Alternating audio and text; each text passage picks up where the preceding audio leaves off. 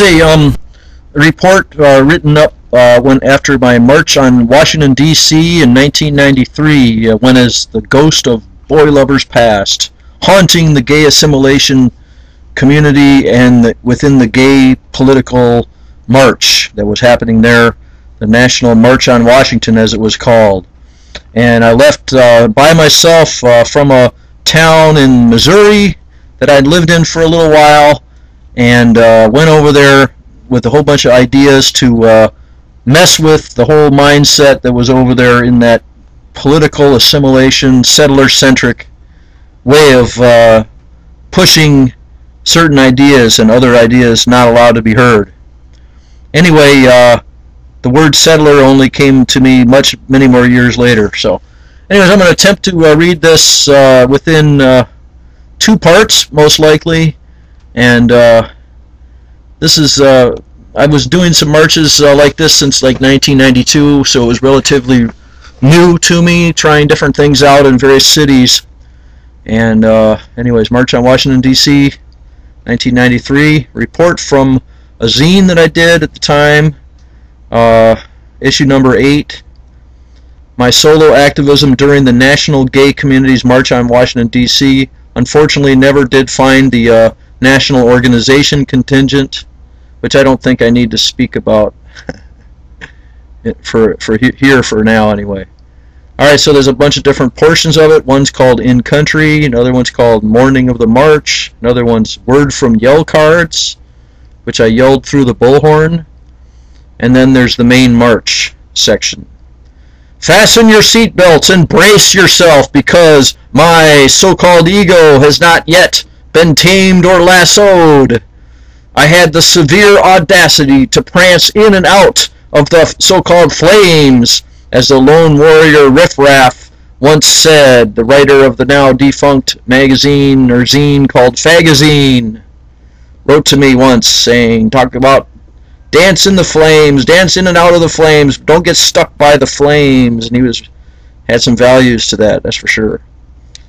So I'd be going into this situation with riffraff in my mind, and various other people have been reading for a long time, and I was going to wear this 10-foot sized improvised ghost costume in which was concealed the zine funded bullhorn and electronic loudspeaker that was tied to a backpack and then carried on my back, and I had this long wire to go into it, and I was able to yell what I felt needed to be heard to thousands of people bouncing off all kinds of buildings and that sort of thing. Yeah. The idea had come from a photo in a library book about how to make the design of the ghost costume. So I copied it and using found objects lashed together with string and attached to a pole in my backpack. Who acted as my unseen support? Well, certainly the national organization had originated it with my being quote-unquote born again, though after a few euphoric years or a couple, sort of thing extinguished itself and the euphoria was gone, it was fueled by the high passions of many bulletin letter writers and fellow comrades at Hearts, like folks from the anti-authoritarian milieu and etc. All the discussions, this correspondence, including as a one-time National Organization Assistant Corresponding Secretary, had inspired me to break from the overwhelming paranoia I too hold and face the possibility of being beaten up and perhaps murdered or assassinated for standing up for who I am.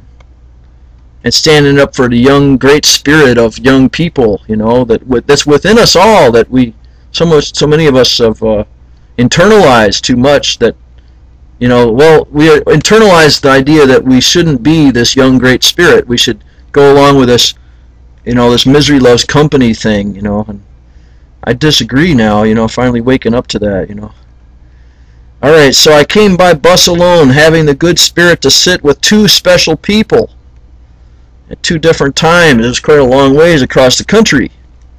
The first was this young dude whose smile style moved me deeply, and who was also suffering through the way his parents and his other family members were hitting him in the back of the head all the time. Head cuffing is what I called it at the time.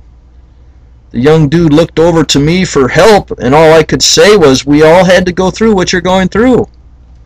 And I showed my desire to care by the only means at my disposal, the only means that I knew of in the reality of this settler norm society. And so we did artwork together a little bit. His uncle, who also treated this young dude with disrespect, was for once not prepared when I deliberately but politely moved to put more attention and creativity with the young dude. And later, the young dude gave me this little toy motorcycle that I had seen that first caught my attention, because I thought, well, that's a strange looking thing. I'd never seen one with a metal wheel on it. It was copper, actually.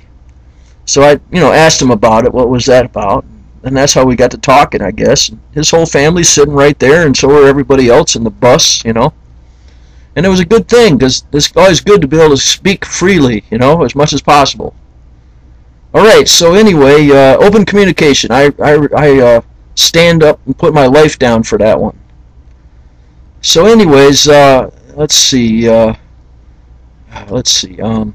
But the toy was like a treasure to me, a memory present for a man who knows few instances of such genuine interaction, especially at a time when there was obviously equal need.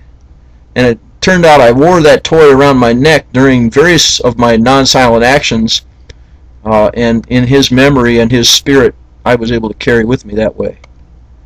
So, interesting, huh? Yeah, and let's see.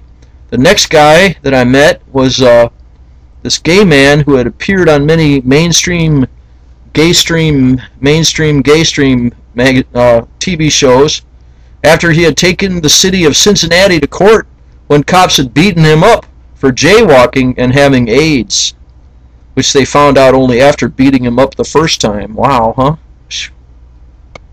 Alright, so let's see. We'll read one more section perhaps here. Yeah.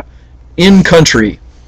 So I got into Washington, D.C., and I checked out one of the communities that I've found valuable over the years, and met them at the Oval Grounds meeting place, and they used my bullhorn for in the ensuing unconventional meeting, the pre-rally, playfully flaunting all kinds of queer spirit.